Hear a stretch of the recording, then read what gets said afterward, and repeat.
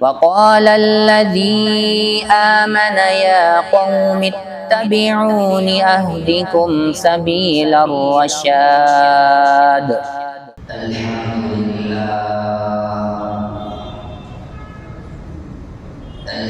لله وكفى وسلام على عباده الذين اصطفى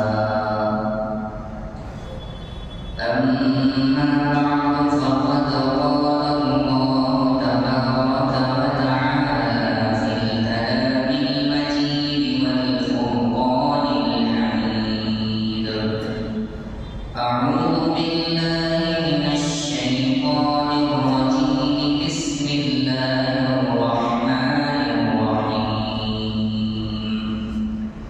سبحان الذي أسرى بعبده ليلا من المسجد الحرام إلى المسجد الأقصى الذي باركنا حوله لنريه من آياتنا إنه هو السميع البصير وقال تعالى ولا تحسبن الله غافلا عما يعمل الظالمون إنما يؤخرهم ليوم تشخص فيه الأبصار صدق الله العظيم رب اشرح لي صدري ويسر لي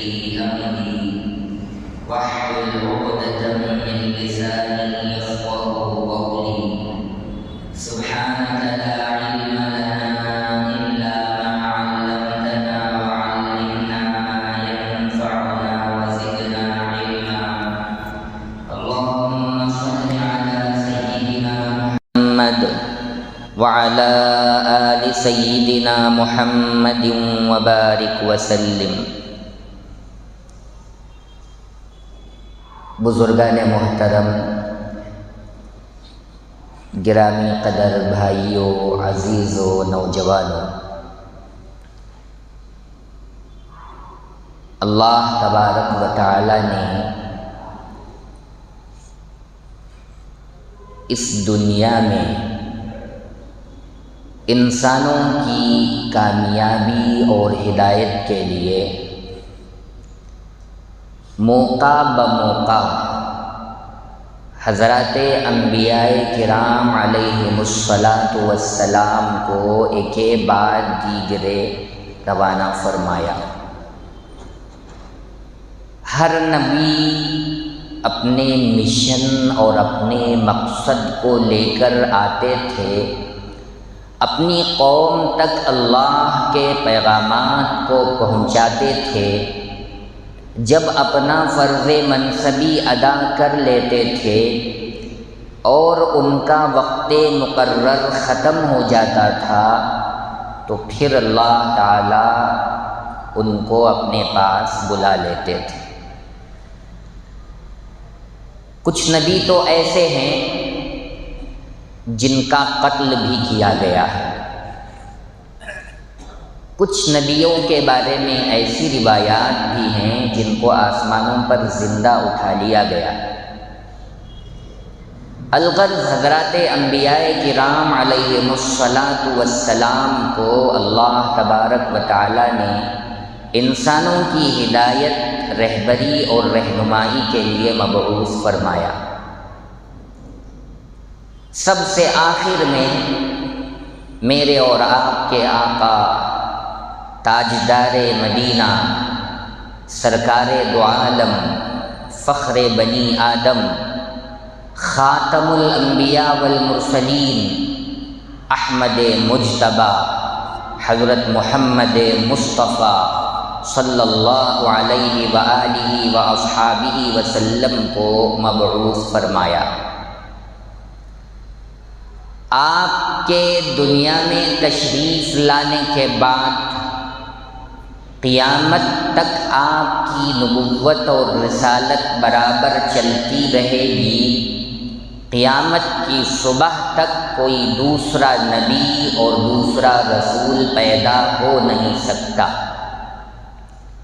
اللہ تبارک و تعالی نے ہمارے نبی صلی اللہ علیہ وسلم پر نبوت اور رسالت کا سلسلہ ختم فرما دیا۔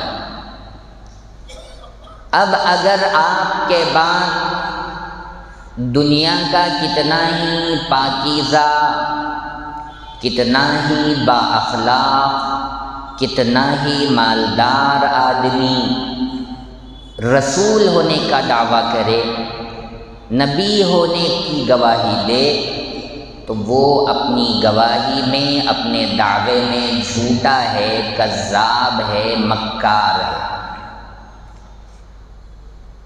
جہاں پر حضور اکرم صلی اللہ علیہ وسلم کو نبوت و رسالت اللہ تبارک و تعالی نے عطا فرمایا، وہیں پر آپ کے کئی امتیازات ہیں۔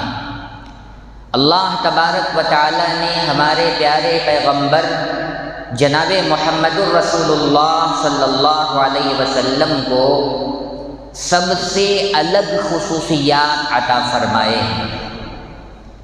آپ کے امتیازی تمغے، جسے ہم انگلش میں ایوارڈ کہتے ہیں، اللہ تبارک و تعالی نے آپ کو ایسے ایسے ایوارڈ دیے ہیں جو دوسرے کسی نبی کو نہیں ملے۔ ان کا ایک لمبا اور دراز سلسلہ ہے، ان کو بیان کرنے کے لیے مستقل گھنٹوں چاہیے۔ امتیازی شان میں سے اللہ کے نبی صلی اللہ علیہ وسلم کو ایک امتیازی ایوارڈ اللہ تبارک و تعالی نے معراج میں بلا کر عطا فرمایا۔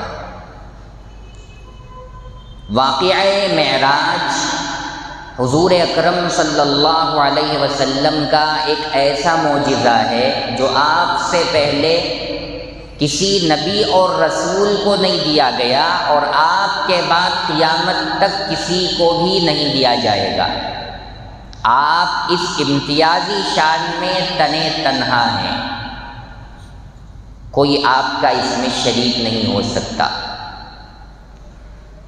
رجب کے مہینے میں حضور اکرم صلی اللہ علیہ وآلہ واصحابہ وسلم کے سلسلے میں معراج کے واقعے کو خصوصی اہمیت دی جاتی ہے، اور 27 رجب کی تاریخ کو شب معراج منایا جاتا ہے۔ تو ہمیں قرآن و سنت کی روشنی میں واقعہ معراج کو سمجھنا ہے، اور اس کی شرعی حیثیت کیا ہے اسے بھی سمجھنا ہم سب کے لیے ضروری ہے۔ یہ یقینی بات ہے کہ اللہ کے سب سے پیارے پیغمبر، سب سے لاڈلے رسول حضرت محمد الرسول اللہ صلی اللہ علیہ وسلم کو اللہ تعالی نے جسمانی طور پر معراج میں بلایا، اپنا دیدار عطا فرمایا، جنت اور جہنم کا دیدار کرایا، تمام انبیاء کرام سے ملاقات کا شرف عطا فرمایا، تمام انبیاء کرام کی امامت کا موقع اللہ تبارک و تعالی نے ہمارے پیارے نبی صلی اللہ علیہ وسلم کو دیا۔ یقیناً یہ آپ کے لیے بہت بڑی شان ہے، آپ کے مقام و مرتبے کو بلند و بالا کرنے والا امتیاز ہے، لیکن قرآن و حدیث کی روشنی میں اس واقعے کے دن کو، اس واقعے کی تاریخ کو، اس واقعے کے مہینے کو، اس واقعے کے سال کو اسلام نے کوئی اہمیت نہیں دی۔ جس دن آپ صلی اللہ علیہ وسلم کو معراج پر بلایا گیا، آپ کو خصوصی تحفے اللہ تبارک و تعالی نے عطا فرمائے، وہ دن آپ کے لیے سب سے بلند و بالا، سب سے زیادہ مقام و مرتبے میں بڑا، لیکن اس کے بعد آپ صلی اللہ علیہ وسلم نے اپنی بقیہ زندگی میں اس دن کو اپنی نگاہ میں کوئی حیثیت نہیں ہے۔ اس کو ہمیں بنیادی طور پر سمجھنا ہے، اپنے دماغ میں بٹھانا ہے۔ پھر آپ صلی اللہ علیہ وسلم کے بعد حضرات صحابہ کرام رضی اللہ عنہم کی پاکیزہ نفوس، آپ کی جماعت پوری زندگی میں معراج کے واقعے کو لے کر کوئی خاص اہمیت دی ہو یا کسی خصوصی دن کو فیسٹیول ڈے بنایا ہو، اس کا بھی ثبوت ہمیں قرآن و حدیث سے، تاریخ سے اور واقعات سے نہیں ملتا۔ پھر صحابہ کے بعد تابعین ہیں، تبع تابعین ہیں، اولیاء اللہ ہیں، بزرگان دین ہیں، سلف صالحین ہیں، ان سے بھی ہمیں ایسی کوئی روایت، ایسا کوئی واقعہ نہیں ملتا کہ جس سے شب معراج کے منانے کے لیے کوئی ثبوت پیش کیا جا سکے۔ حضور اکرم صلی اللہ علیہ وسلم کی زندگی کے وہ پہلو، آپ کی سیرت کا وہ گوشہ جس میں آپ صلی اللہ علیہ وسلم کو دشمنوں نے بے انتہا تکلیفیں پہنچائی، آپ صلی اللہ علیہ وسلم کو ستایا گیا، شعب ابی طالب میں 3 سال تک آپ کو قید کر کے رکھا گیا، آپ کے ساتھ رہنے والوں کو پتے چبانے پڑے، کھانے اور پینے کے سلسلے میں قربانیاں دینی پڑی، اس کے ساتھ ساتھ آپ صلی اللہ علیہ وسلم کے راستے میں کانٹے بچھائے گئے، آپ صلی اللہ علیہ وسلم کے جسم اطہر پر گندی اوجھڑی اونٹ کی بوٹی ڈالی گئی، اور اسی طریقے سے جتنا ہو سکتا تھا کفار مکہ نے آپ صلی اللہ علیہ وسلم کو تکلیفیں پہنچائیں۔ پھر آپ جب مکہ مکرمہ میں کافروں سے مایوس ہو گئے تو آپ نے طائف کا رخ کیا۔ جب آپ طائف میں اس ارادے سے تشریف لے گئے کہ ہو سکتا ہے یہاں میری دعوت کو قبول کیا جائے، میری بات کو مان کر اسلام میں لوگ آئیں گے تو مجھے فائدہ ہوگا، لیکن آپ صلی اللہ علیہ وسلم کو وہاں پہنچ کر بھی تکلیفوں کا سامنا کرنا پڑا، مصائب و آلام کو برداشت کرنا پڑا، اور آپ کو خون سے لہولہان کر دیا گیا، آپ کو ذلیل اور رسوا کرنے کی ناپاک کوشش کی گئی۔ پھر آپ صلی اللہ علیہ وسلم واپس مکہ المکرمہ تشریف لائے۔ شعب ابی طالب کے واقعے کے بعد آپ صلی اللہ علیہ وسلم کے مشفق چچا حضرت ابو طالب، جو ہر قدم پر آپ صلی اللہ علیہ وسلم کی حفاظت کرتے تھے، آپ کا ساتھ دیتے تھے، دشمنوں کے مقابلے میں آپ کی کھل کر مکمل حمایت کرتے تھے، ان کا بھی انتقال ہو گیا۔ اور سب سے پہلے عورتوں میں ایمان قبول کرنے والی، سب سے پہلے حضور اکرم صلی اللہ علیہ وسلم کی پریشانی میں آپ کو تسلی دینے والی، اور ایسے ایسے جملے کہنے والی کہ جو تاریخ کی، حدیث کی کتابوں میں آج تک اور انشاءاللہ قیامت تک محفوظ رہیں گے، ایسی بیوی حضرت خدیجہ الکبریٰ رضی اللہ عنہا یہ بھی دنیا سے رخصت ہو گئی۔ حضرت خدیجہ رضی اللہ عنہا نے حضور اکرم صلی اللہ علیہ وسلم پر جب پہلی وحی نازل ہونا شروع ہوئی تو آپ کو جیسے پکڑ کر دبایا گیا، وحی کے آپ متحمل نہیں ہو سکے، اور آپ گھبرائے ہوئے تھے، آپ ڈرے اور سہمے ہوئے تھے۔ ایسے نازک موڑ پر، نازک مومنٹ میں حضور اکرم صلی اللہ علیہ وسلم کو حضرت خدیجۃ الکبریٰ رضی اللہ عنہا نے ایسے جملے کہہ کر تسلی دی کہ جو جملے کسی اور نے نہیں کہے۔ کلا واللہ لا یخزیک اللہ ابدا انک لتصل الرحم وتحمل الکلب وتکسب المعدوم وتقرئ الضیف وتعین علی نوائب الحق۔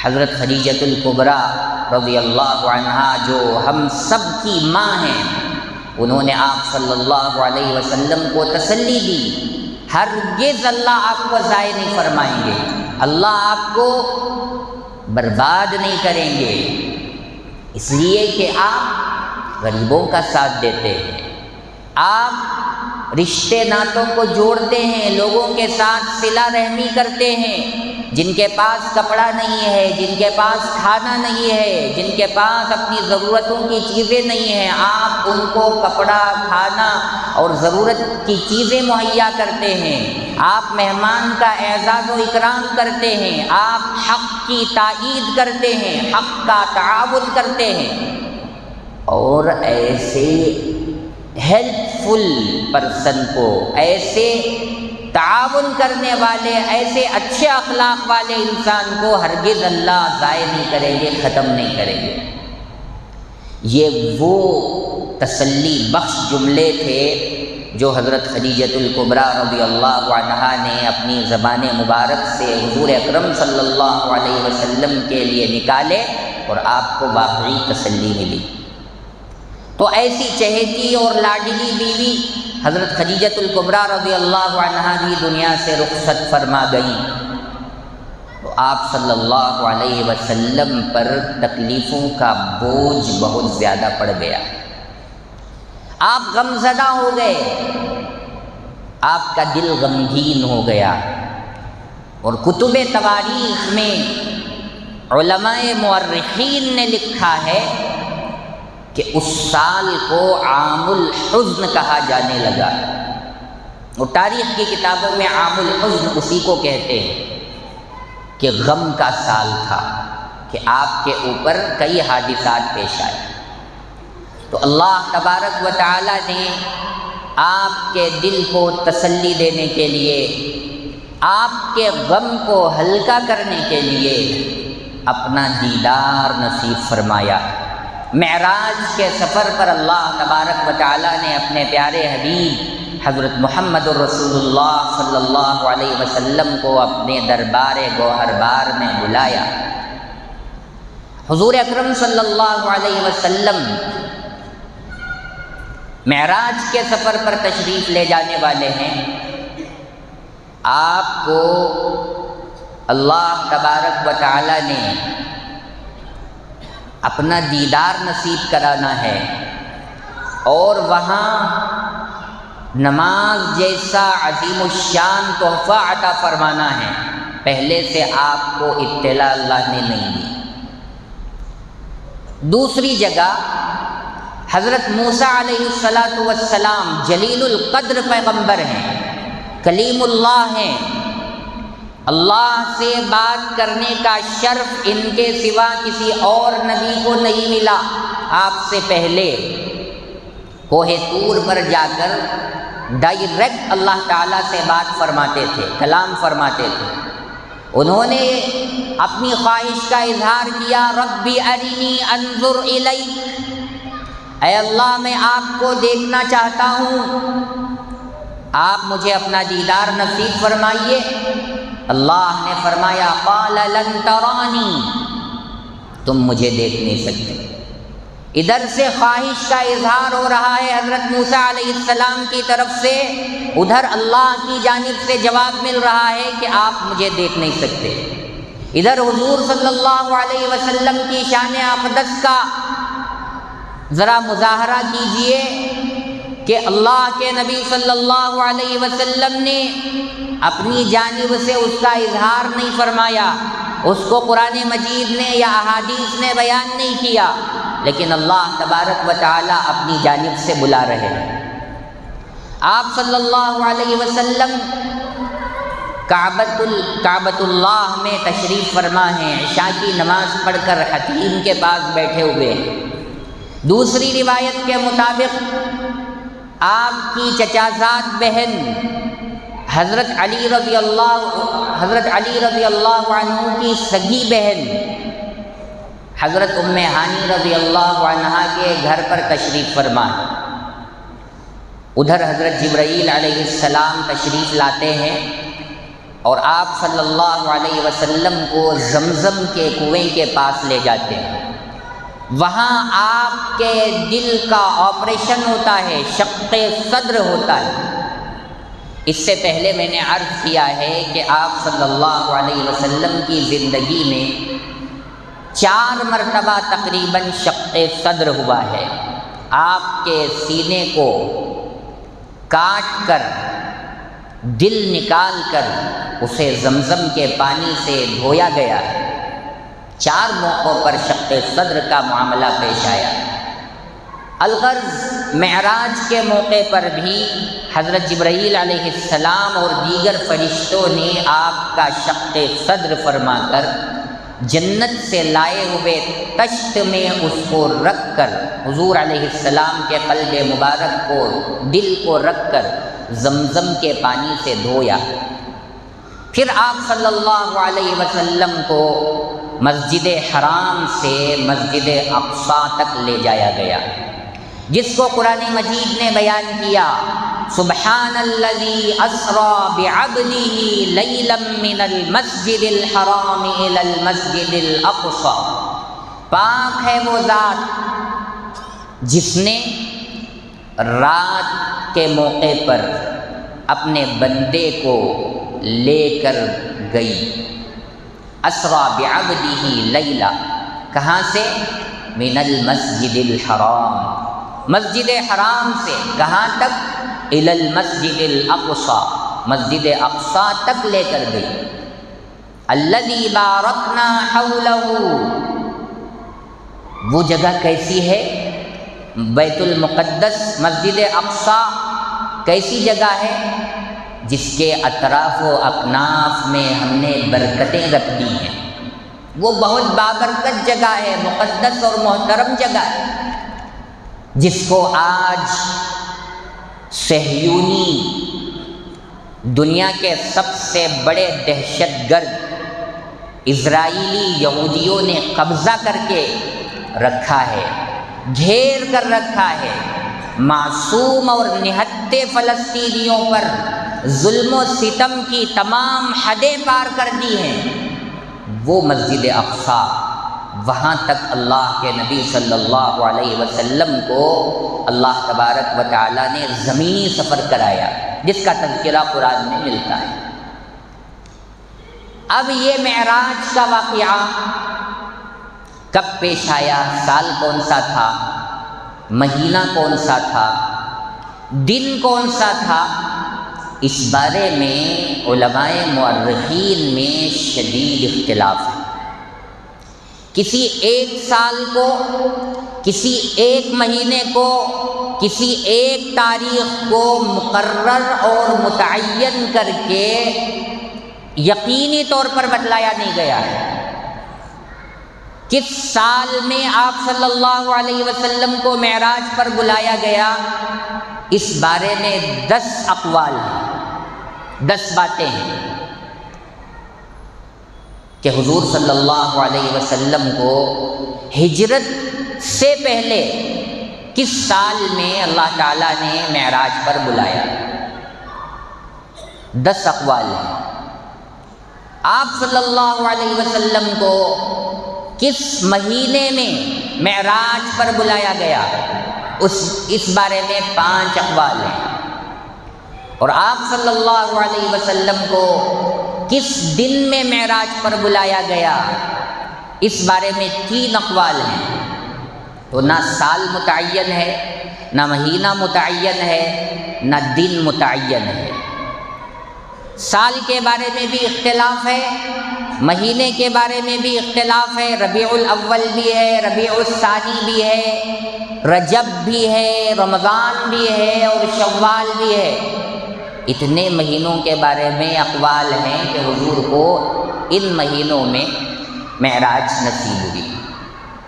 اور پھر اسی طریقے سے دنوں کے بارے میں بھی جمعہ کے دن، ہفتے کے دن اور پیر کے دن یہ اقوال ہیں کہ آپ کو معراج پر جمعہ کے دن یا ہفتے کے دن یا پیر کے دن معراج پر بلایا گیا۔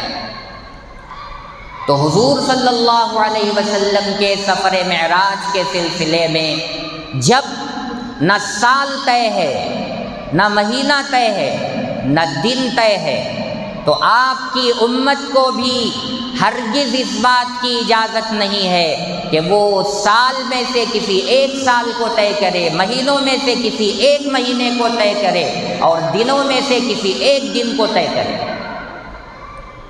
اب ہم دیکھتے ہیں یوں ہی رجب کا مہینہ آتا ہے، رجب کی 27 تاریخ کو باقاعدہ طے کر کے، متعین کر کے، مقرر کر کے وقت کے ساتھ میں شب معراج منایا جاتا ہے۔ اس رات کی عظمت کو شب قدر سے بھی زیادہ بتلائی جاتی ہے۔ اس رات میں مسجدوں میں لائٹنگ سجائی جاتی ہے اور پتہ نہیں کیسی کیسی واہی تباہی چیزیں امت مسلمہ میں مروج ہیں، اور رسم و رواج کے طریقے پر یہ چیزیں چل رہی ہیں۔ ہمیں قرآن و سنت سے اپنی ہر چیز کو جوڑنا ہے، خاص طور پر جس کو ہم دین سمجھتے ہیں۔ دین کے معاملے میں کوئی کوتاہی نہیں، کوئی غفلت، سستی اور لاپرواہی کا مظاہرہ نہیں، بلکہ ایکٹیو ہو کر، الرٹ ہو کر ہم کو قرآن و حدیث پر غور کرنا ہے۔ حضرات صحابہ ہمارے لیے معیار حق ہیں، اگر ان کی زندگی میں انہوں نے کوئی عمل کیا ہے، ان کا عمل بھی ہمیں راہ نجات ہے، ہمیں کامیابی تک پہنچانے والا ہے۔ جب ہم نے قرآن پر نظر دوڑایا، جب ہم نے حدیث پر نظر دوڑایا، جب ہم نے حضرات صحابہ کی پاکیزہ زندگیوں پر نظر دوڑایا، ہمیں کوئی چیز نظر نہیں آئی تو سمجھ لینا چاہیے کہ وہ چیز دین کا حصہ نہیں ہے۔ دین کے نام پر دنیا والوں کا، پیٹ پالنے والوں کا، جیب بھرنے والوں کا یہ کام ہے۔ حضور صلی اللہ علیہ وسلم نے معراج کے سفر میں جا کر اللہ کا دیدار فرمایا، اللہ سے تحفے لیے، جنت کا اور جہنم کا آپ نے دیدار فرمایا، دونوں جگہ کی سیر آپ کو کرائی گئی، وہاں اچھی باتیں بھی آپ کو بتلائی گئیں، بری باتیں بھی آپ کو بتلائی گئیں، اور ہر آسمان پر مختلف الگ الگ نبیوں سے ملاقات بھی ہوئی۔ ہمیں دیکھنا یہ ہے کہ اس واقعے سے ہمیں تعلیم کس بات کی ملتی ہے، ہمیں دیکھنا یہ ہے کہ اس واقعے سے ہمیں کن اچھائیوں کے کرنے کی طرف اشارہ کیا گیا ہے، ہمیں دیکھنا یہ ہے کہ اس واقعے کے ذریعے سے ہمیں کن برائیوں سے روکنے کی، دور رکھنے کی کوشش کی گئی ہے۔ ان اصلی چیزوں کو دیکھنے کے بجائے ہم نقلی چیزوں میں پڑ جائیں، رسم و رواج کو ہم فروغ دینے لگیں، بڑھاوا دینے لگیں اور امت مسلمہ میں انتشار پیدا کرنے لگیں، تو ہم سے بڑا بدبخت اور بے وقوف کوئی نہیں ہو سکتا۔ حضور صلی اللہ علیہ وسلم کو اللہ تبارک و تعالی نے مسجد حرام سے مسجد اقصیٰ تک لے جانے کا انتظام فرمایا۔ اب وہاں آپ تشریف لے گئے،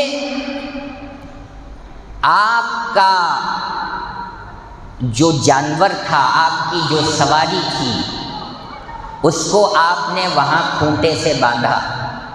روایات میں ملتا ہے کہ وہ کھونٹا پہلے سے لگا ہوا پرانا کھونٹا تھا، جس پر حضرات انبیاء کرام علیہم الصلاۃ والتسلیم اپنی سواریوں کو، اپنے جانوروں کو باندھتے تھے۔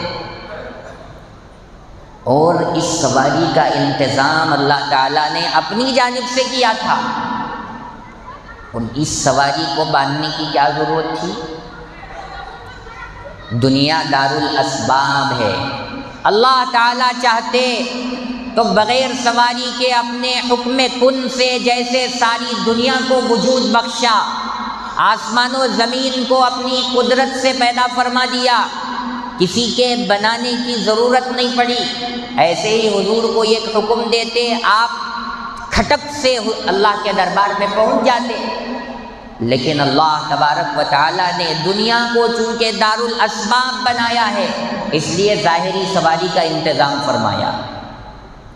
آپ صلی اللہ علیہ وسلم کے پاس سواری جو آپ کے سفر کے لیے آئی تھی، اس کا نام حدیث کی کتابوں میں براق سے ملتا ہے، یقال لہ البراق، براق سے ملتا ہے۔ اور عربی میں ہماری جو الیکٹریسٹی ہے، کرنٹ ہے، بجلی کو الکہرباء کہتے ہیں، اور جو اللہ کی بجلی ہے یہ تو انسانوں کی بنائی ہوئی بجلی ہے، اور اللہ کی جو بجلی ہے اسے البرق کہتے ہیں، تو اسی سے البراق ہے۔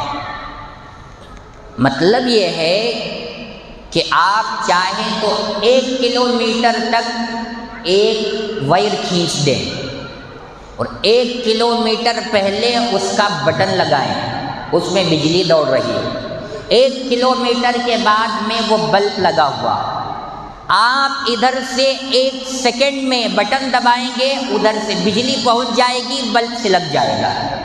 تو براق جو اللہ تبارک و تعالیٰ نے حضور علیہ السلام کے سفر معراج کے لیے طے فرمایا تھا، وہ اتنی زیادہ تیز رفتار سواری تھی کہ سیکنڈوں میں پتہ نہیں کتنے کلومیٹر کا سفر طے کرتی تھی۔ اسی لیے اللہ تبارک و تعالیٰ نے فرمایا لیلن، لیلن کو نکرہ فرمایا، نکرہ پوری رات بھی نہیں، رات کا کچھ حصہ، تھوڑی سی رات۔ اب تاریخ کی کتابوں میں کیا ملتا ہے کہ آپ صلی اللہ علیہ وسلم حضرت ام ہانی رضی اللہ عنہا کے گھر میں عشاء کے بعد آرام فرما رہے تھے، وہاں سے حضرت جبرائیل علیہ السلام آپ کو لے کر گئے، آپ مسجد حرام سے مسجد اقصی بیت المقدس تک پہنچے، پھر وہاں سے آسمانوں کا سفر فرمایا، 7 آسمان 7 سماوات، پھر وہاں سے آپ ملائے اعلیٰ تک پہنچے، اللہ کا دیدار آپ نے فرمایا، جنت اور جہنم کی آپ کو سیر کرائی گئی، پھر آپ وہاں سے آسمانوں تک آئے، آسمانوں سے پھر واپس تشریف لے آئے۔ اتنا لمبا سفر آپ نے طے فرمایا، لیکن آپ کا بستر ابھی گرم تھا، جو گھر کی کنڈی تھی وہ کنڈی ابھی ہل رہی تھی، کوئی زور سے ہلا کر کے کنڈی کو جاتا ہے تو وہ مشکل سے 5 سیکنڈ 10 سیکنڈ تک ہلتی رہے گی، اس کے بعد رک جائے گی۔ لیکن کتابوں میں یہ بات ملتی ہے کہ آپ کا بستر ابھی گرم تھا، آپ کے اس گھر کی کنڈی، دروازے کی کنڈی ابھی ہل رہی تھی، اور پانی ابھی چل رہا تھا۔ آپ کے غسل کی بھی بات روایات میں ملتی ہے، تو پانی ابھی چل رہا تھا۔ اس دوران میں آپ مسجد حرام سے مسجد اقصی گئے، مسجد اقصی سے 7 آسمان کے اوپر تک پہنچ گئے، پھر اللہ کا دیدار بھی نصیب ہو گیا، جنت اور جہنم کی سیر بھی ہو گئی، پھر آپ دنیا میں تشریف بھی لے آئے۔ اتنا کم وقت، یہ اشکال ہو سکتا ہے، اعتراض پیدا ہو سکتا ہے، اس لیے اللہ تبارک و تعالیٰ نے نکرہ کا لفظ استعمال فرمایا، لیلن، کہ رات کے کچھ حصے میں اللہ تبارک و تعالیٰ نے اپنے بندے کو سیر کرائی۔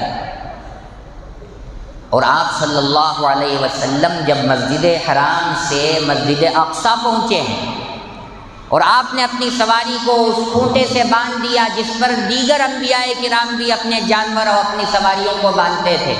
اب آپ مسجد اقصی میں تشریف لے گئے، بیت المقدس میں، تو کیا دیکھتے ہیں آپ عجیب و غریب نظارہ کہ حضرت آدم علیہ السلام سے لے کر آپ تک تمام انبیاء کرام جتنے اللہ نے مبعوث فرمائے تھے سب بیت المقدس میں تشریف فرما ہیں، سب جمع ہیں۔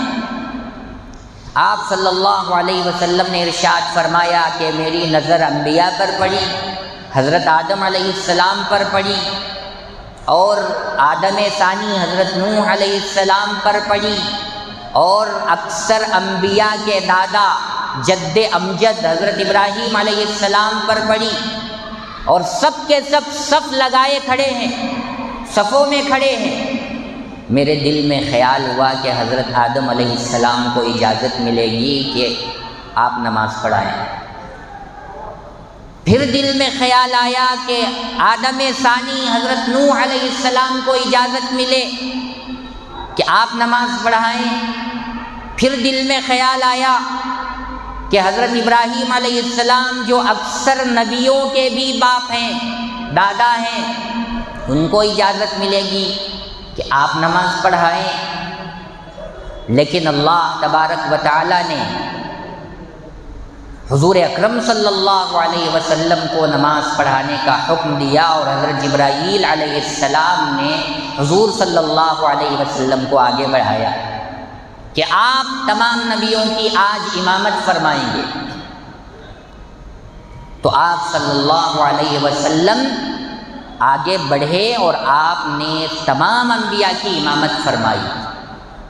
یہاں پر ایک غور کرنے کی بات یہ ہے کہ ہر نبی اپنی جگہ معزز ہے، محترم ہے، مقدس ہے، اور دھرتی پر اس وقت موجود رہنے والے تمام انسانوں سے بڑا درجہ اور مرتبہ رکھتا ہے۔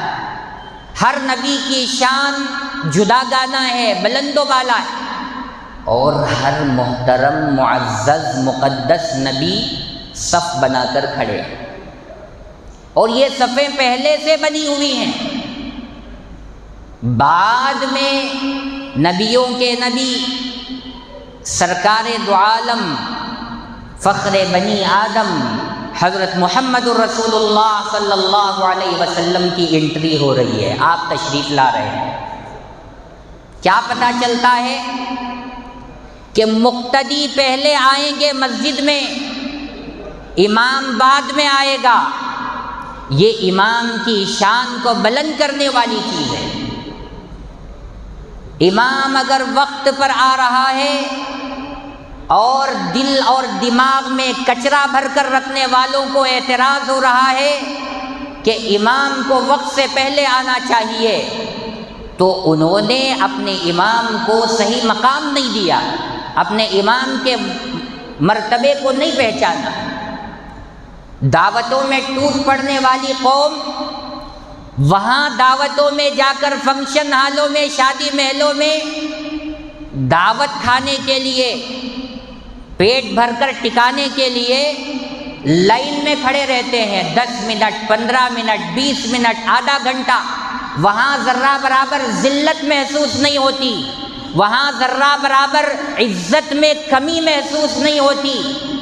مسجد میں امام 20 سیکنڈ، 30 سیکنڈ، 1 منٹ، 2 منٹ لیٹ آنے لگے تو سب کے پیٹ میں گڑبڑ ہو جاتی ہے اور پیٹ میں درد شروع ہو جاتا ہے۔ حضور صلی اللہ علیہ وسلم معراج کے موقع پر بعد میں تشریف لا رہے ہیں، اور تمام انبیاء کرام کی جماعت پہلے سے صف لگا کر کھڑی ہے، اور آپ صلی اللہ علیہ وسلم کا معمول مسجد نبوی میں، گھر کتنی دور تھا آپ کا؟ حجرہ عائشہ طیبہ طاہرہ صدیقہ رضی اللہ عنہا کا کمرہ مسجد نبوی سے بالکل لگا ہوا، ایسا سمجھیے جیسے یہ دیوار ہے، اس دیوار میں دروازہ تھا اور کمرہ لگا ہوا تھا۔ آپ ایک قدم کمرے کے اندر، دوسرا قدم کمرے کے باہر رکھتے، مسجد نبوی میں تشریف فرما ہوتے تھے، بالکل لگا ہوا۔ لیکن صحابہ کرام کی مجال نہیں تھی کہ آپ صلی اللہ علیہ وسلم سے پہلے اٹھ کر کھڑے ہو جائیں۔ آپ جب تشریف لاتے تھے اسی وقت صفیں بنائی جاتی تھی۔ اب تو عجیب و غریب منظر ہے، لوگ اپنے امام کو غلام سمجھتے ہیں۔ میں کہتا ہوں غریب کی جورو سب کی بھابھی، مسجد کا امام سب کا غلام، ایسے سمجھ رکھا ہے ہم لوگوں نے۔ اس کی وجہ سے اللہ کی مار بھی پڑ رہی ہے اور سب کو اپنی ذلت اور رسوائی بھی اٹھانی پڑ رہی ہے۔ آپ صلی اللہ علیہ وسلم مسجد نبوی میں جب تشریف لاتے تھے اسی وقت صفیں بنائی جاتی تھی، لوگ کھڑے ہوتے تھے۔ آج بھی آپ دیکھیے مکۃ المکرمہ کو جائیے، جو لوگ حج پر گئے ہیں، عمرے پر گئے ہیں، انہوں نے بھی دیکھا ہوگا کہ امام آنے کے بعد صفیں بنائی جاتی ہیں، اس سے پہلے طواف چل رہا ہوتا ہے۔ مسجد نبوی میں بھی دیکھیے امام کے آنے کے بعد صفیں بنائی جاتی ہیں، اور یہاں پورا الٹا ہی چل رہا ہے۔ گھنٹی بج جائے سب اٹھ کر کھڑے ہو جاتے ہیں۔ حضور اکرم صلی اللہ علیہ وسلم معراج میں تشریف لائے، بعد میں تشریف لائے، تمام انبیاء کرام کی صفیں لگی ہوئی تھیں، آپ نے امامت فرمائی۔ پھر وہاں سے آپ ساتوں آسمانوں پر تشریف لے گئے، حضرت آدم علیہ السلام سے، حضرت عیسیٰ علیہ السلام سے، حضرت یحییٰ علیہ السلام سے، حضرت یوسف علیہ السلام سے، اور حضرت ادریس علیہ السلام سے، حضرت آدم علیہ السلام سے، اور حضرت ابراہیم علیہ السلام سے، حضرت موسیٰ علیہ السلام سے آپ کی ملاقات ہوئی۔ پھر وہاں سے آگے سدرۃ المنتہا پر پہنچے، پھر اللہ کے دربار میں پہنچنے کا شرف آپ کو ملا۔ یہاں بھی رک کر ایک بات میں اس سے پہلے بھی بتلایا ہوں، ابھی بھی بتلا رہا ہوں کہ یہاں پہنچ کر بہت سارے خطیب حضرات حضرت جبرائیل علیہ السلام جو تمام فرشتوں کے سردار ہیں، جن کا اللہ کے دربار میں خاص مرتبہ ہے، مقام ہے، ان کی شان میں گستاخی کرتے ہیں کہ حضرت جبرائیل علیہ السلام جو ہی سدرۃ المنتہا پر پہنچے اور وہاں سے آگے بڑھنے کی کوشش کی تو ان کے پر جل گئے اور ان کو وہیں پر روک دیا گیا۔ حالانکہ قرآن کہتا ہے وَتَرَى الْمَلَائِكَةَ حَافِّينَ مِنْ حَوْلِ الْعَرْشِ، سدرۃ المنتہا سے آگے اللہ کا عرش ہے، اور اللہ تبارک و تعالی فرما رہے ہیں کہ تم فرشتوں کو دیکھو گے کہ وہ عرش کے چاروں طرف گھیرا لگائے ہوئے، عرش کے پاس دوسرے فرشتوں کو جانے کی اجازت ملے اور حضرت جبرائیل علیہ السلام جو تمام فرشتوں کے سردار ہیں ان کو جانے کی اجازت نہ ملے، یہ کیسے ہو سکتا؟ ہماری شریعت میں کسی نبی کو دوسرے نبی کے مقابلے میں گرانا یہ بھی درست نہیں ہے، کسی فرشتے کو دوسرے فرشتے کے مقابلے میں گرانا یہ بھی درست نہیں ہے۔ باقاعدہ نعت پڑھنے والے نعت پڑھتے ہیں کہ حضور صلی اللہ علیہ وسلم کے سفر معراج میں جب حضرت جبرائیل علیہ السلام سدرۃ المنتہا سے پہنچنے لگے، آگے بڑھنے لگے تو اللہ نے وہی روک دیا، ان کے پر جلا دیے۔ ایسی کوئی پختہ بات قرآن میں اور حدیث میں نہیں ہے، بلکہ اللہ تبارک و تعالیٰ نے حضرت جبرائیل علیہ السلام کے مقام و مرتبے کو سورہ تکویر میں بیان فرمایا۔ اور نعت پڑھنے والے کیا پڑھتے ہیں؟ سدرۃ المنتہا پر جو پہنچے نبی، سر جھکا کر کے جبریل کہنے لگے یا حبیب خدا اب سوا آپ کے اس کے آگے جو جائے گا جل جائے گا۔ اور سب واہ واہ سبحان اللہ ماشاء اللہ کرتے ہیں۔ بھائی سمجھ کر کہو سبحان اللہ، سمجھ کر کہو اللہ اکبر، اندھے بن کر کے گردنیں ہلا کر کے سبحان اللہ ماشاء اللہ کر رہے ہو، ادھر حضور کی شان تو بڑھ رہی ہے، ادھر ایک فرشتے کی شان گھٹ رہی ہے، اور اسلام اس کی اجازت نہیں دیتا۔ ایسی کوئی بات کوئی ثابت کر دے کہ حضرت جبرائیل علیہ السلام کے پر جل گئے اور آپ کو اس کے آگے جانے کی اجازت نہیں ملی۔ حضرت جبرائیل علیہ السلام کی شان میں گستاخی ہے، توہین ہے، اور ہمارے علماء دیوبند نے اس کو ہرگز برداشت نہیں فرمایا، اور باقاعدہ حدیث کی کتابوں میں لکھا ہوا ہے وَعَلَا بِهِ إِلَى الْجَبَّارِ کہ حضرت جبرائیل علیہ السلام آپ صلی اللہ علیہ وسلم کو اللہ تک بلندی پر لے کر گئے، تو یہ بات غلط ثابت ہو گئی۔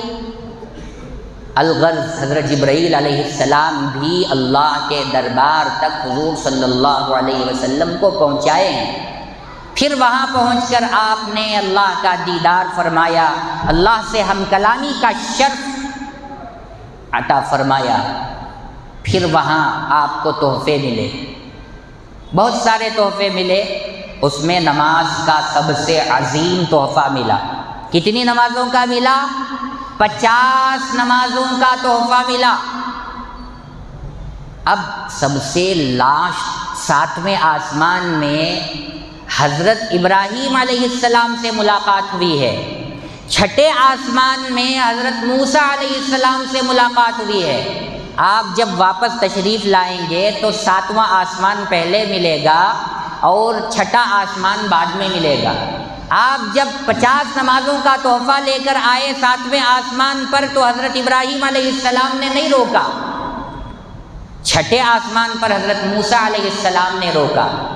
علماء نے نکتے کی بات یہ لکھی ہے کہ حضرت ابراہیم علیہ السلام کے زمانے میں نمازیں ان کی قوم پر فرض نہیں کی گئی تھی، اور حضرت ابراہیم علیہ السلام کی قوم کی باریکیوں کو، ان کی زیادہ شرارتوں کو بھی حضرت ابراہیم علیہ السلام نہیں جانتے تھے، جتنا کہ بنی اسرائیلیوں نے حضرت موسیٰ علیہ السلام کے ساتھ بدتمیزیاں کی اور جتنی شرارتیں کیں، اور آپ نے ان کو جتنی باریکی سے سمجھا اتنا حضرت ابراہیم علیہ السلام نے اپنی قوم کی شرارتوں کو نہیں سمجھا تھا۔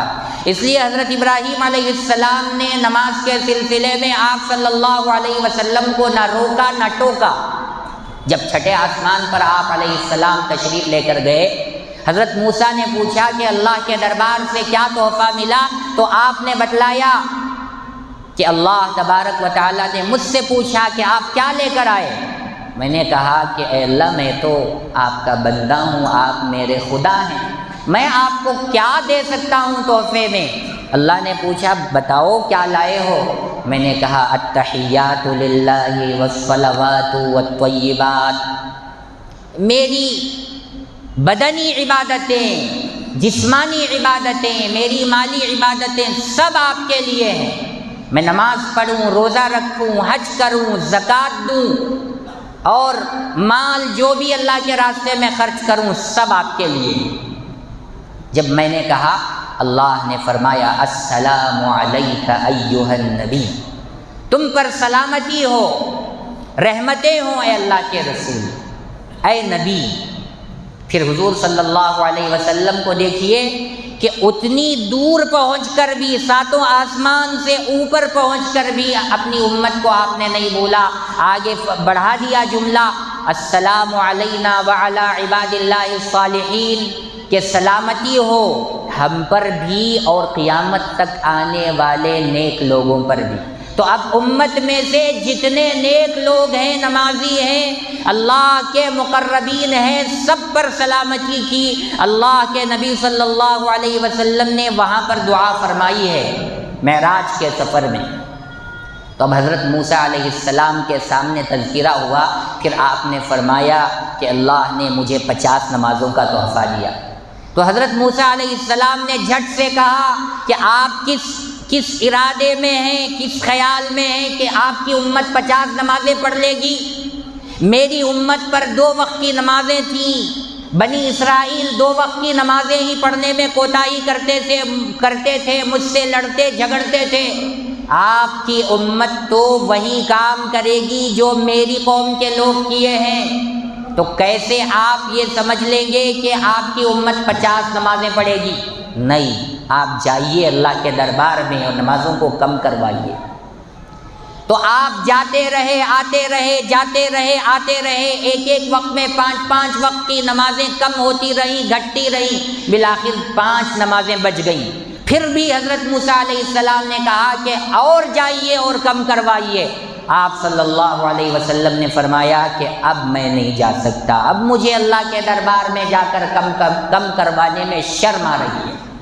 تو 5 نمازوں پر معاملہ رک گیا اور 5 نمازیں قیامت تک آنے والے بالغ مسلمانوں پر، عاقل مسلمانوں پر فرض قرار دی۔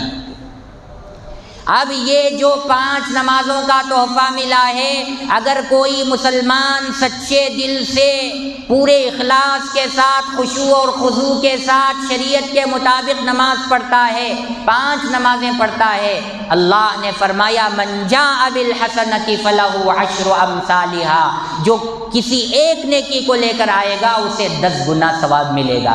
تو کوئی مسلمان 5 وقت کی نمازیں پڑھے تو اسے 50 نمازوں کے پڑھنے کا ثواب ملے گا۔ کتنا بڑا اللہ کا احسان ہے، اللہ کا انعام ہے اپنے گنہگار بندوں پر کہ پڑھ رہے ہیں 5 نمازیں اور ثواب مل رہا ہے 50 نمازوں کا۔ اور امت مسلمہ 5 وقت کی نمازیں بھی پڑھنے کے لیے تیار نہیں۔ اور جو لوگ حضور اکرم صلی اللہ علیہ وسلم سے عشق کا، محبت کا، دیوانگی کا دعویٰ کر رہے ہیں، ڈھونگ کر رہے ہیں، ان کی زندگیوں کو ٹٹول کر دیکھو، 1 وقت کی نماز بھی نہیں پڑھتے، 5 وقت کی نمازوں میں زندگی بھر نماز پڑھنے کا معمول نہیں ہے، لیکن رجب کا مہینہ آتے ہی شب معراج منائیں گے، ربیع الاول کا مہینہ آتے ہی جشن عید میلاد منائیں گے، اور پتہ نہیں کیا کیا حرکتیں ان کی ہیں، سب قرآن و سنت سے دور ہیں، کسی کا بھی ثبوت قرآن و حدیث میں نہیں ہے۔ لیکن نمازیں پڑھنے کی بات بولو تو کہیں گے کہ ہم دل کی نماز پڑھ لیں گے۔ دل کی نماز تمہارے بابا نے پیدا کی ہے یا تمہارے دادا نے پیدا کی ہے؟ حضور اکرم صلی اللہ علیہ وسلم اپنی ساری زندگی میں 1 وقت کی نماز بھی نہیں چھوڑ رہے ہیں، یہاں تک کہ دنیا سے پردہ فرمانے کا وقت ہے، ویسے نازک وقت میں چلا نہیں جا رہا ہے، 2 صحابہ کا سہارا لے کر کے گھسٹتے ہوئے آپ مسجد نبوی میں تشریف لا رہے ہیں، حضرت ابوبکر امامت فرما رہے ہیں، آپ آ کر کے ان کی اقتداء میں نماز پڑھ رہے ہیں، تو نماز کا درجہ آپ صلی اللہ علیہ وسلم کی نظروں میں کتنا بڑا ہے، اور آپ کی امت میں آپ سے محبت کرنے کا، آپ سے عشق کرنے کا دعویٰ کرنے والوں کو، ڈھونگ کرنے والوں کو یہ کہتے ہوئے سننے کو مل رہا ہے کہ ہم دل کی نماز پڑھ لیتے ہیں۔ یہ سب ناٹک ہے، ڈھونگ ہے اور گمراہی ہے، گمراہی کے سوا اس کا دوسرا کوئی نام نہیں دیا جا سکتا۔ تو میرے بھائیوں، اللہ کے نبی صلی اللہ علیہ وسلم کو معراج کے سفر پر جو نمازوں کا تحفہ ملا ہے وہ نمازیں ہم کو پڑھنا ہے اور مضبوطی کے ساتھ اس کو زندگی میں عمل میں لانا ہے۔ نمازوں کے بغیر کوئی کامیاب نہیں ہو سکتا، کوئی ولی ولایت کو نہیں پہنچ سکتا۔ آج کتنے ڈھونگی مجاور مرشد بنے بیٹھے ہوئے ہیں، پتہ نہیں ان کے سر کے بال، ان کے مونچھیں اور ان کے پوشیدہ مقامات کے بال تک وہ نہیں نکالتے، پیشاب کی پاکی تک نہیں لیتے، لوگ جا کر کے ان کے قدموں پر پڑ رہے ہیں، ان کا جھوٹا پی رہے ہیں، ان سے تعویذ گنڈا کرا رہے ہیں، ان کی دعائیں لے کر سمجھ رہے ہیں کہ ہماری تقدیر آنن فانن میں بدل جائے گی اور ہماری بگڑیاں اچھائی میں تبدیل ہو جائیں گی۔ یہ سب جو ہے اندھا پن ہے، اندھی عقیدت ہے، گمراہی ہے۔ جو نماز نہ پڑھے وہ ولی قیامت کی صبح تک بھی نہیں بن سکتا۔ اور جتنی بیماریاں، خطرناک بیماریاں ہمارے اندر پیدا ہو رہی ہیں، یہ سب بیماریاں نمازیں چھوڑنے کی وجہ سے۔ اللہ تبارک و تعالیٰ ڈھیل دیتے ہیں، مہلت دیتے ہیں، جب انسان کی عقل ٹھکانے نہ آئے تو اور زیادہ اللہ کی پکڑ ہوتی ہے۔ دیکھیے، پہلے زمانے کے لوگوں کو سردی ہوتی تھی، نزلہ زکام ہوتا تھا، بخار آتی تھی، تو لوگ سمجھتے تھے کہ ہمارے گناہوں کی وجہ سے ہم کو سردی ہو گئی، بخار آ گیا۔ زکام ہو گیا، چھوٹی موٹی بیماری آ گئی، فوراً وہ نمازیں پڑھنے لگ جاتے تھے، گناہوں سے توبہ کرتے تھے، اپنے آپ کو سدھارتے تھے۔ اب لوگوں کو بڑی بڑی بیماریاں آ رہی ہیں۔ پہلے زمانے کے لوگ شوگر کو جانتے اور پہچانتے تک نہیں تھے، اب بچہ بچہ جانتا ہے شوگر کیا ہے، بی پی کیا ہے، ہارٹ اٹیک کیا ہے، کینسر کیا ہے، سب کو معلوم ہے۔ لوگوں پر حیرت تو اس بات پر ہوتی ہے کہ ہارٹ اٹیک ہو گیا، 1 بار ہو گیا، 2 بار ہو گیا، 3 بار ہو گیا، 4 بار ہو گیا، 5 بار ہو گیا، ہارٹ کی سرجری ہو گئی اور اسٹرنٹ لگا دیے گئے، اینجیوگرام ہو گیا، اس کے باوجود بھی وہ مسجد سے محروم ہے، نمازوں سے دور ہے، اپنی قسمت سے دور ہے، نمازیں نہیں پڑھ رہا۔ کینسر آیا ہوا ہے، لوگ کہتے ہیں کینسر آ جائے کینسر کینسل، پھر بھی کینسر آنے کے بعد بھی وہ آدمی مسجد میں آ کر نماز نہیں پڑھ رہا۔ شوگر بی پی کا مریض ہے، دائمی مریض ہے، ہمیشہ کی گولیاں کھا رہا ہے، شوگر اور بی پی آنے کے بعد بھی نماز کو نہیں آ رہا ہے، تو پھر اللہ کی جانب سے تھپڑ پڑیں گے نہیں تو پھر کیا ہوگا؟ چھوٹا سا بچہ LKG UKG میں پڑھنے کے لیے جا رہا ہو، بچہ روتے ہوئے کھڑا ہو جائے میں نہیں جاؤں گا، تو باپ تھپڑ نہیں لگائے گا، پیار سے محبت سے چاکلیٹ دلا کر کے، کیڈبری چاکلیٹ دلا کر کے کہے گا کہ بیٹا چلے جاؤ، پیار سے محبت سے سمجھائے گا اور بھیجے گا۔ وہی بچہ جب 5ویں کلاس میں ہو، 7ویں کلاس میں ہو، اب جانے کے لیے تنگ کرے کہ میں اسکول کو نہیں جاؤں گا، باپ تھپڑ لگائے گا اور کہے گا کہ چل نکل، وہ مومنٹ اور وہ موقع نہیں ہے، تجھے ستانے کا اور رکنے کا یہ موقع نہیں ہے، چل نکل۔ ایسے ہی اللہ تبارک و تعالی بچپن میں ڈھیل دیتے ہیں۔ ہم اگر نہ سدھریں، ہم اگر اپنی اوقات پر نہ آ جائیں اور اپنی اصلی حالت کو نہ سدھار لیں تو پھر اللہ تعالیٰ کی طرف سے مار پڑتے ہیں۔ ان بطش ربک لشدید، بے شک اللہ کی پکڑ بہت سخت ہے۔ جب اللہ کی طرف سے پکڑ آتی ہے تو کوئی نہیں بچ سکتا۔ لہذا جو حضرات بیماریوں کا شکار ہیں، جو حضرات بڑی بڑی بیماریوں میں مبتلا ہیں، ان کے لیے اللہ کی جانب سے وارننگ ہے، وہ سنبھل جائیں، سدھر جائیں اور اپنی زندگی کو بدل لیں۔ ہر حال میں چاہے بیمار ہو چاہے تندرست ہو، ہر ایک کو نماز پڑھنا ہے، اللہ کے دربار میں اپنے سر کو جھکانا ہے۔ نماز کے سلسلے میں کسی کو کوئی معافی نہیں ملے گی۔ اللہ کے نبی صلی اللہ علیہ وسلم نے ارشاد فرمایا، اول ما یحاسب به العبد یوم القیامۃ الصلاۃ، قیامت میں جس چیز کا سب سے پہلے حساب کیا جائے گا وہ نماز کے بارے میں ہوگا۔ اب نماز ہی نہ نکلے، نماز کے بارے میں ہی لوگ کوتاہی کا شکار ہو جائیں، اب آگے نہیں بڑھ سکتے، تو پھر کیا ہوگا؟ جہنم کا فیصلہ ہو جائے گا۔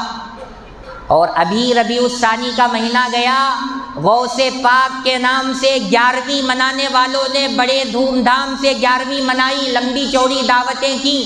ان سے پوچھو کہ غوث پاک نے کیا فتویٰ دیا ہے اپنی کتاب غنیۃ الطالبین میں۔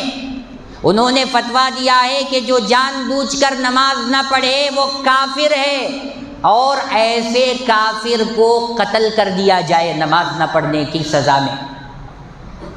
غوث پاک کا نام لینے والوں، غوث پاک کا دم بھرنے والوں، حقیقی زندگی پر آؤ، حقیقی اورجنالٹی اسلام پر آؤ، نمازیں پابندی سے پڑھو۔ غوث پاک نے کبھی کوئی نماز نہیں چھوڑی، جب نماز وہ پڑھتے تھے تبھی اللہ کے دربار سے ان کو مقربین کا درجہ ملا اور وہ تمام ولیوں کے سردار بنے۔ اور آپ ان کا نام لے کر کے نمازیں چھوڑ چھوڑ کر زندگی گزاریں، آپ کبھی ان کے سائے کو بھی نہیں پا سکتے اور جنت میں ان کے قرب کو بھی نہیں پا سکتے، ان کا پڑوس بھی نصیب نہیں ہوگا۔ اس لیے اللہ کے نبی کو جو معراج کے سفر پر عظیم تحفہ ملا ہے، اس تحفے کو مضبوطی سے پکڑنے کی ضرورت ہے۔ اپنی زندگی میں نمازوں کی پابندی کی ضرورت ہے، مرتے دم تک ہم نمازیں نہ چھوڑیں۔ اس کے علاوہ جتنے کام کیے جا رہے ہیں، معراج کا نام لے کر معراج کی رات میں غسل کرے تو پورے گناہ جھڑ جاتی، معاف ہو جاتی، یہ سب جھوٹی باتیں ہیں۔ نہ حدیث میں ہے، نہ قرآن میں ہے، نہ صحابہ نے کہا ہے، نہ اولیاء اللہ نے کہا ہے، سب من گھڑت باتیں ہیں۔ اور جو 5 وقت کا نمازی نہیں ہے، زندگی میں 12 مہینے میں کبھی نماز نہیں پڑھتا، وہ معراج کی رات میں غسل کر کے آ کر کے اسی رات کا ایک مسلمان بنتا ہے، پوری رات کھڑے ہو کر نماز، اور پھر اس کے بعد جو آنے والا دن ہے اس میں روزہ رکھتا ہے، اس کا عجیب و غریب ثواب، پتہ نہیں یہ فری کے ثواب نہ اللہ کی طرف سے اعلان ہے نہ نبی کی طرف سے اعلان ہے، لوگوں نے من گھڑت طریقے سے اس کو بنا کر کے یوٹیوب میں ڈال دیا۔ اب یوٹیوب سے فیس بک میں، فیس بک سے واٹس ایپ میں، انسٹاگرام میں، پتہ نہیں کیسے کیسے سوشل میڈیا کے پلیٹ فارم سے لوگ پھیلا رہے ہیں کہ شب معراج کا مقام و مرتبہ شب قدر سے بھی زیادہ ہے، اس میں نمازیں پڑھیں گے تو شب قدر سے بھی زیادہ نمازیں پڑھنے کا ثواب ملے گا، اور اس میں جو روزہ رکھیں گے تو زندگی بھر روزے رکھنے کا ثواب ملے گا۔ یہ ساری باتیں کس نے پیدا کی ہیں، کیوں پیدا کی ہیں، اور کس لیے پیدا کی ہیں، اس کے بارے میں وہی جانے۔ ہم کو مسلمان ہونے کی حیثیت سے سچائی پر عمل کرنا ہے، قرآن و سنت پر مضبوطی سے پکڑ کر اس پر چلنا ہے، اس کے علاوہ کسی دوسری بات کو ایکسیپٹ نہیں کرنا ہے، قبول نہیں کرنا ہے۔